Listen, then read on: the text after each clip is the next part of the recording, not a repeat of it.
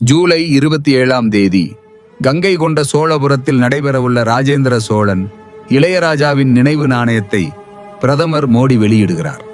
அரியலூர் மாவட்டத்தில் கங்கை கொண்ட சோழபுரம் நகரத்தை நிறுவி பிரகதீஸ்வரர் கோயிலை கட்டிய மன்னர் முதலாம் ராஜேந்திர சோழன் கங்கை சமவெளியை கைப்பற்றியதன் 1000வது ஆண்டு நிறைவை நினைவுகூரும் வகையில் ஜூலை 27ஆம் தேதி 25 அன்று தமிழ்நாட்டில் ஏற்பாடு செய்யப்பட்டுள்ள விழாவில் பிரதமர் நரேந்திர மோடி பங்கேற்பார் என்று எதிர்பார்க்கப்படுகிறது.